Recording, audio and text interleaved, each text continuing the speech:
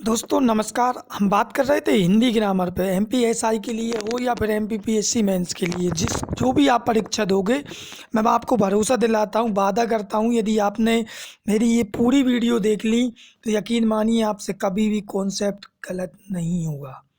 तो अंत तक बने रहें। मैंने बहुत मज़ेदार तरीके से इस वीडियो को बनाया है, यानी कि मैं रस पढ़ा रहा हूँ और रस रस का ये नेक्स्ट पार्ट आ गया है। तो आज बात करेंगे हम श्रृंगार रस की। तो दोस्तों आप सभी को पता है श्रृंगार रस क्या होता है।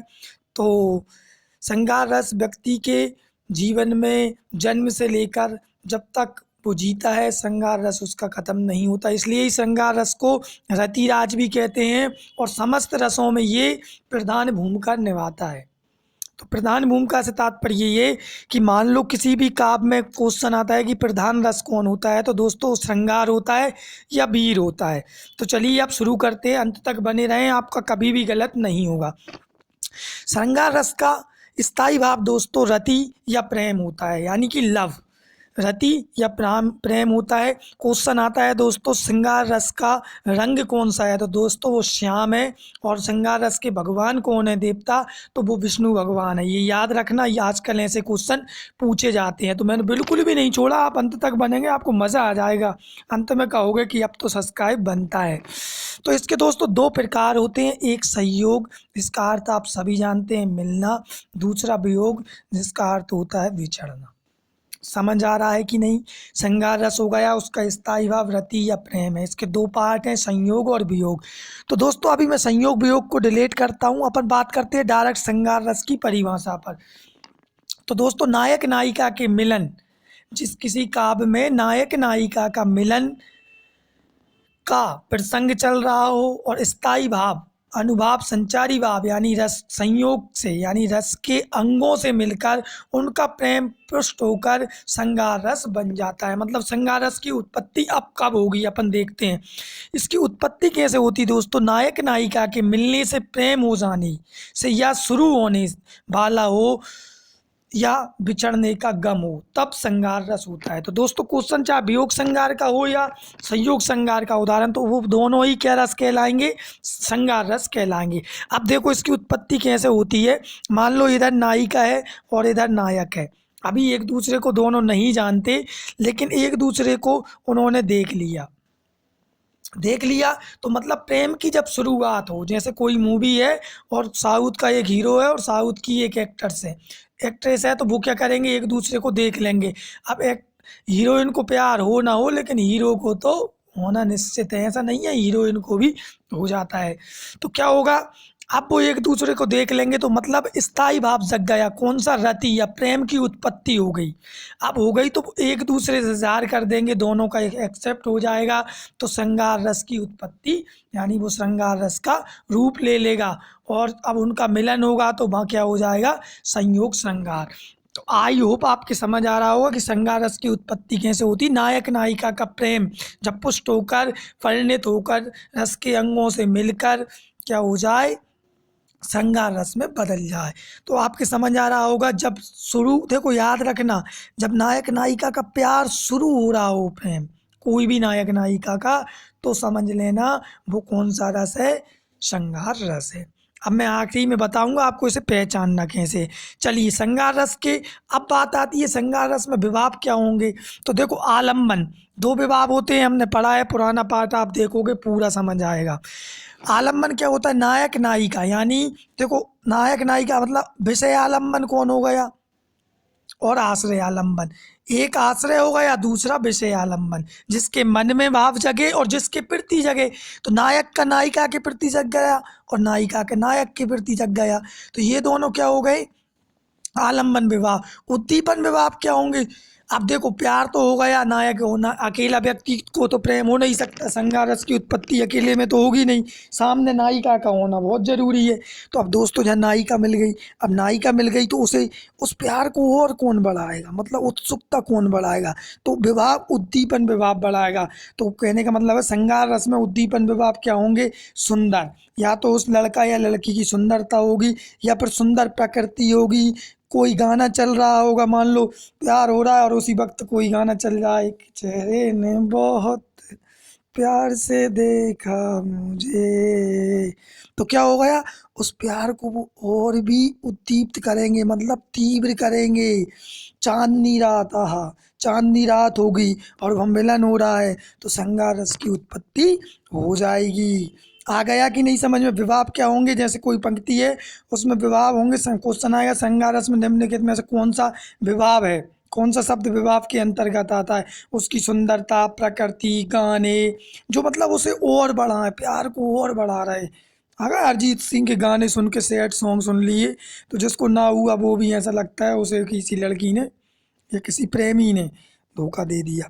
अनुभाव क्या होंगे दोस्तों? अनुभाव क्या होंगे? अवलोकन या स्पर्श आदि। जैसे ये देखो मैंने चित्र में बताया है, मान लो प्यार की उत्पत्ति हो गई, शुरुआत हो गई, तो अनुभाव क्या होंगे? मतलब शारीरिक क्रियाएं करना, हग करना या फिर उनसे बात करना, शेक हैंड करना, हाथ मिलाना, ये सभी क्या होंगे? अनुभाव होंगे। और संचारी भाव क्या होंगे? एक दूसरे को देख के शर्म आ रही है, मुझे शर्म सी आए, आय आय आय, तो क्या हो गया? संचारी भाव हो। संचारी भाव क्या होंगे? लज्जा।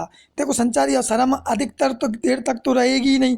अब शुरुआत में मान लो आपको शर्म आ रही है, फिर आप रोज मिलने लगे, धीरे धीरे वो शर्म भी कम हो जाएगी। मोह, स्मृति, मतलब उससे एक लड़की को देख लिया या एक लड़के को देख लिया तो घर आके उसे ही याद कर रहे, बैठे बैठे यूं ही खो जाता हूँ मैं, क्या यही प्यार है, क्या यही प्यार है। तो कहने का मतलब है याद आ रही है, और कुछ चाय बना रहे हैं तो पता चला नमक ही डाल दिया।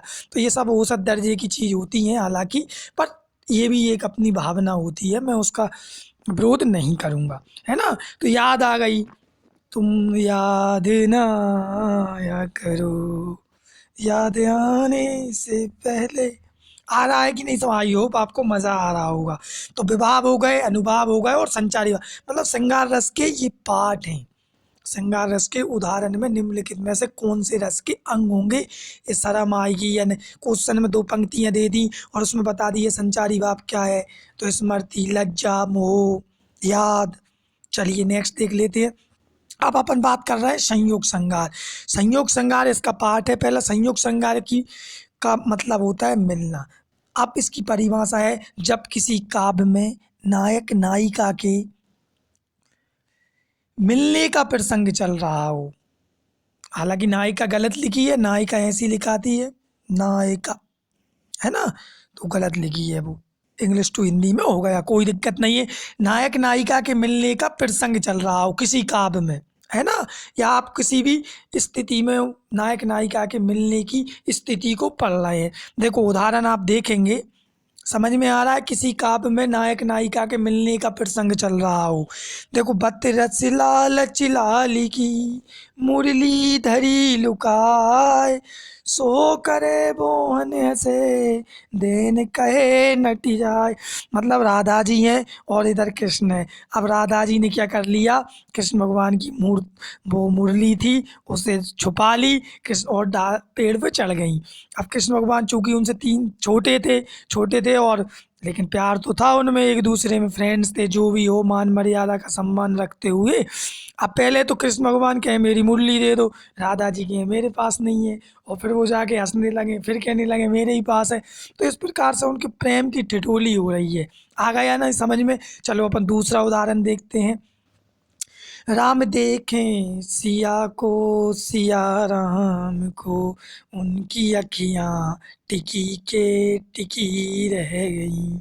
मतलब जब अशोक वो पुष्प वाटिका में जब राम भगवान जाते हैं और सीता जी वहाँ पुष्प तोड़ती हैं या फिर वहाँ झूला झूलती हैं जो भी, और बाउंड्री होती है, गार्डन है, इधर रात सीता जी बैठी रहती हैं या फिर जो भी वो अपने काम कर रही हैं, और इधर राम भगवान यहाँ आके खड़े हो जाते हैं और वो सीता जी को देखते हैं और सीता जी राम को देखती हैं। तो उनके जो सुंदर स्वरूप को देखते हुए एक दूसरे के ऊपर उनकी निगाहें टिक जाती है। तो दोस्तों उद्दीपन विभाव गार्डन होगा, पेड़ पौधे होंगे, फूल होंगे, सुबह की हसीन सूर्य की रोशनी होगी, पक्षियों की चहल होगी, और फिर उनकी सुंदरता भी होगी। ये क्या होंगे? और अनुभाव होंगे, वो एक दूसरे को देखने लगेंगे, राम भगवान और सीता जी। अब ऐसे ही मैंने एक गाना की यदि बात करूं मैं, तो गाने से समझेंगे। गाने से मान लो कोई सा भी जब सैड सॉन्ग ना चल रहा हो, याद रखना सैड सॉन्ग ना चल रहा हो, वो समथ सॉन्ग क्या होंगे, संयोग श्रृंगार के अंतर्गत आ जाएंगे। तो आई होप दोस्तों आपको समझ आ रहा होगा। तो आप 5 शब्दों पे गौर करेंगे, निम्नलिखित में से कौन सा रस, निम्नलिखित पंक्तियों में कौन सा रस विद्यमान है। तो वहाँ क्वेश्चन आए, शब्द आएंगे, राम देखें सिया को। देखो यहाँ पढ़ने से ही लग रहा है उनकी अखियाँ टिकी के टिकी रह गई, है कि नहीं। देखो ये आलम्बन कर रहे हैं, उद्दीप मतलब अनुभाव कर रहे हैं। ये देखो यहाँ मैंने दिखाया है, ये अनुभाव हो गया। वो देखो दोनों खुशी में गाना गाने लगे, है ना। आज मैं नाचू झम झम झम, आ गया ना। ये देखो ये प्रकृति का आनंद ले रहे हैं शाम की टाइम, और दोनों लड़का या लड़की, नायक नायिका क्या कर रहे हैं, अनुभाव कर रहे हैं। और ये शाम का और समुद्र के किनारे उनका उद्दीपन विभाव बढ़ा रहे हैं। और इधर राधा जी और कृष्ण भगवान भी साथ में बैठे हैं। तो आई होप आपको संयोग श्रृंगार समझ आ गया होगा। नेक्स्ट है वियोग श्रृंगार। वियोग श्रृंगार क्या होता है दोस्तों, इसका अर्थ होता है मिलना या बिछड़ना। वियोग श्रृंगार का अर्थ होता है मिलना या बिछड़ना। और एक बात और कह दूं दोस्तों, बिना सब्सक्राइब किए मत जाना साथियों, प्लीज़ चैनल को सब्सक्राइब जरूर कर दें, मज़ा आ रहा हो तो। परिभाषा दोस्तों, किसी भी काव्य में वियोग का प्रसंग चल रहा हो, मतलब नायक नायिका बिछड़ गए हों, नायक नायिका की ज़िंदगी में या विलन आ गया हो, या किसी भाग्य के धोखे से वो बिछड़ गए हों। तो देखो यहाँ सीता हरण की बात, सीता हरण मैंने रामायण जी से पंक्तियाँ ली हैं। ये देखो, हे खग हे मृग हे मधुकर सैनी, तुम देखी सीता मृगनयनी। जब राम भगवान सीता जी का हरण हो जाता है, रावण उनका हरण कर लेता है, तब वियोग में बिलखते बिलखते राम भगवान खग से पूछते हैं, सुंदर सुंदर पर्वत श्रेणियों से पूछते हैं, क्या तुमने मेरी सीता देखी है जिसके मृग के समान नैन थे। तो इस प्रकार से क्या होगा, या वियोग श्रृंगार हो जाएगा। तू किसी और के मिलने के बहाने आ जा, प्यार झूठा सही दुनिया को दिखाने आ जा। तो देखो दोस्तों करुण रस भी हो सकता है इसमें। देखो करुण और संयोग में बिल्कुल, वियोग में आप स्पष्ट, मैं इन दोनों में अंतर करना सिखा दूंगा, ये बड़ा कन्फ्यूजन होता है। देखो करुण रस वहाँ हो जाएगा जहाँ व्यक्ति नष्ट हो जाए, जिसे मिलने की दोबारा उम्मीद ना हो, आ गया कि नहीं, पूर्ण तरीके से बिछड़ जाए, वहाँ वियोग सॉरी करुण रस होगा। लेकिन संयोग श्रृंगार में क्या होता है, वो कुछ समय के लिए बिछड़ते हैं और वो मिलने की संभावना भी रहती है ना। तो कहने का मतलब ये है, संयोग श्रृंगार में क्या होगा, आप पंक्ति 3 बार पढ़ोगे और उसे समझने की कोशिश करोगे कि इन शब्दों में कहीं ना कहीं बिछड़ने का गम चल रहा है, और उसे ले से पढ़ेंगे तो आपको पूर्ण तरीके से समझ में आ जाएगा। तो आई होप दोस्तों आपको ये रस समझ में आ गए होंगे, संयोग श्रृंगार और वियोग श्रृंगार। मिलते हैं किसी नेक्स्ट वीडियो में, और अंत तक ज़रूर बने और पूरी वीडियो देखें और लाइक सब्सक्राइब भी करें, और पुरानी वीडियो को भी ज़रूर देख लें। थैंक यू सो मच, आपने इतना समय दिया उसके लिए।